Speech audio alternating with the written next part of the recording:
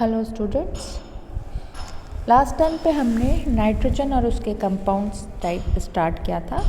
आज हम उसी का मेंबर नाइट्रोएरिन के बारे में पढ़ेंगे।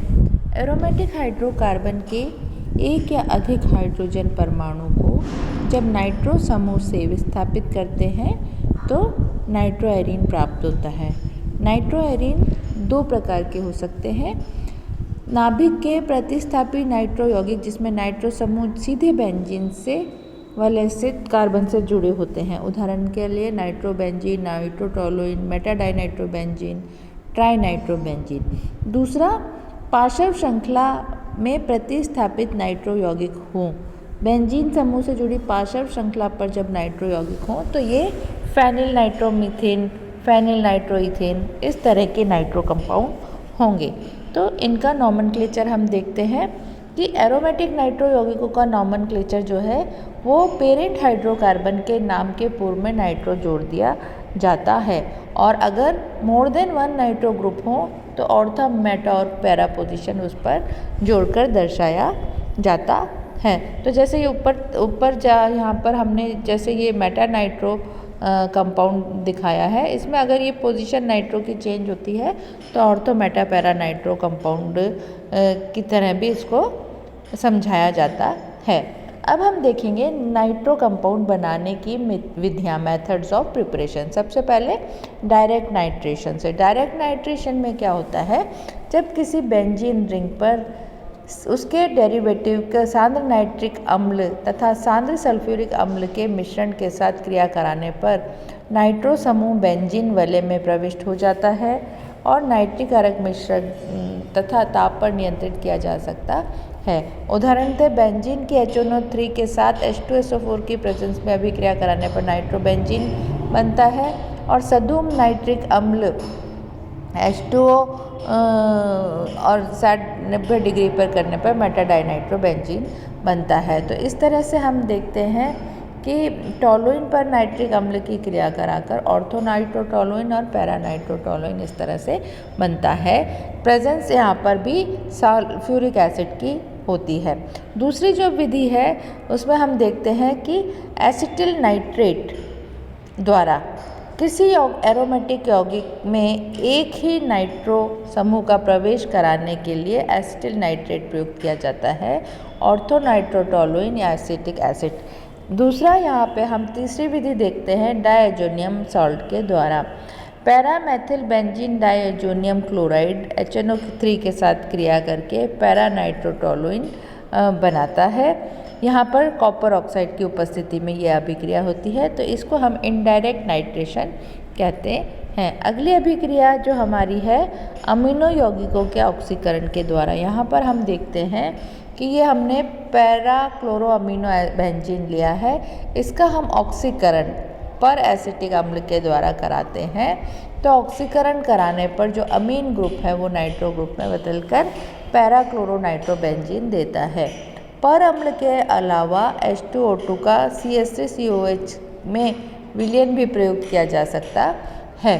तो ये हुई हमारे यहाँ पर नाइट्रो एरोमेटिक कंपाउंड जिनको हम नाइट्रो एरिन्स कहते हैं के प्रिपरेशन के मेथड्स। अब हम देखते हैं इनकी फिजिकल प्रॉपर्टी।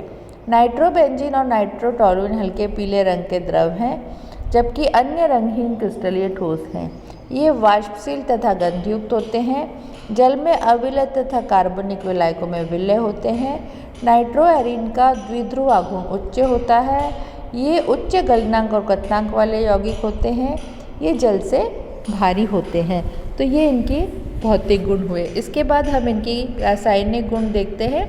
एरोमेटिक नाइट्रो यौगिकों की अभिक्रिया निम्न प्रकार की होती है। एरोमेटिक रिंग पर सबसे पहले हम इनके रिएक्शन देखते हैं।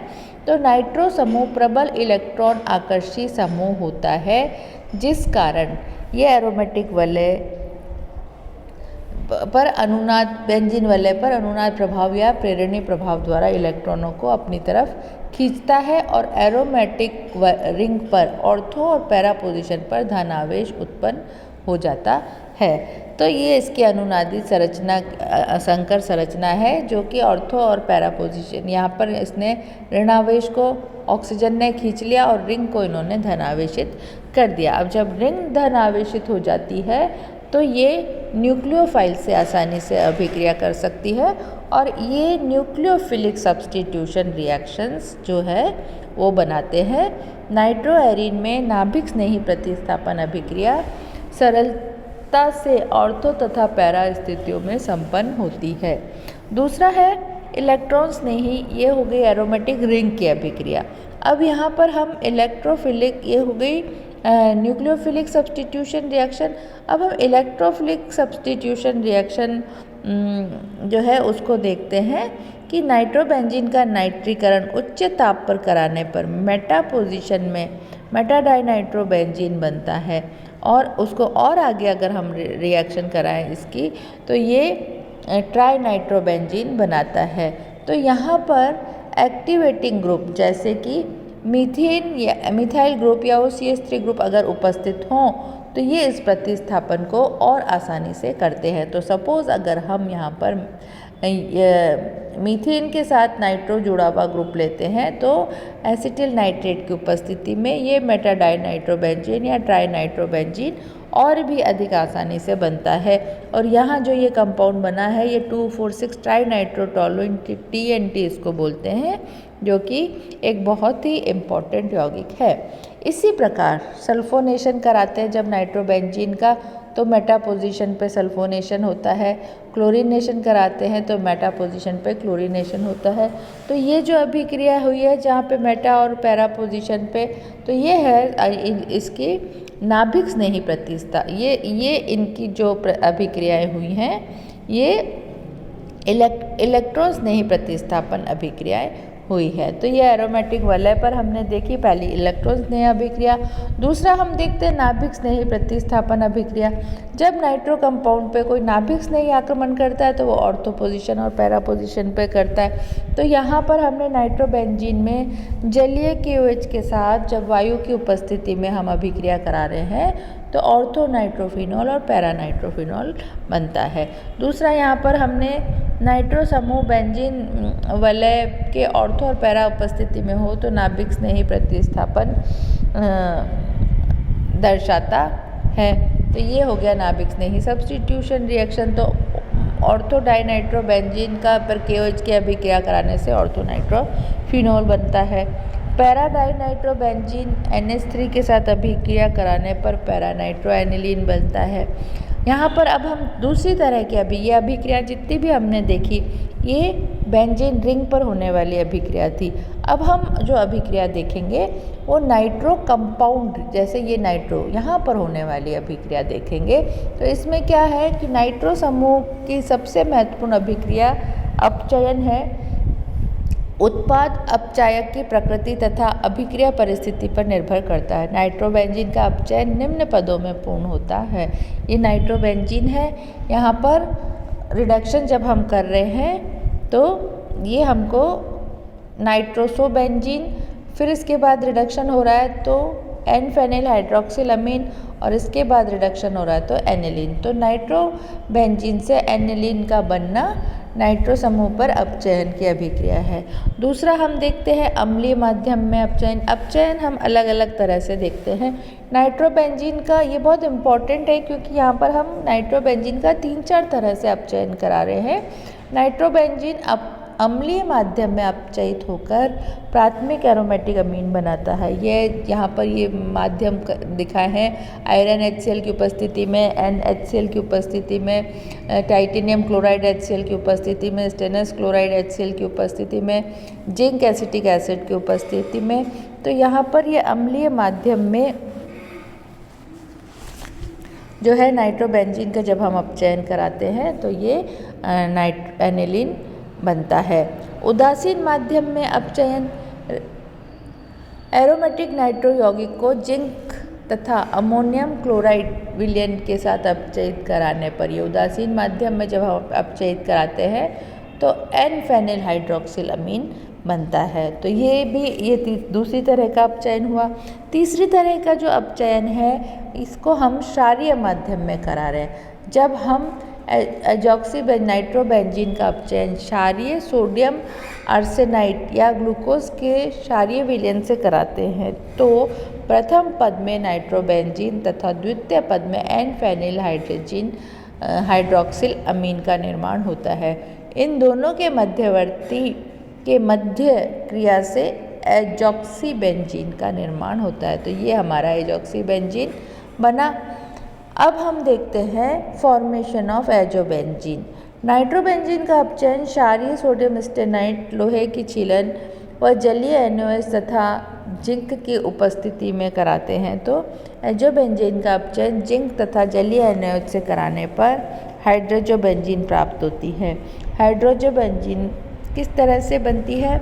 नाइट्रोबेंजीन का जिंक NaOH और H2O की उपस्थिति में जब हम अपचयन कराते हैं तो ये हाइड्रोजोबेंजीन बनी।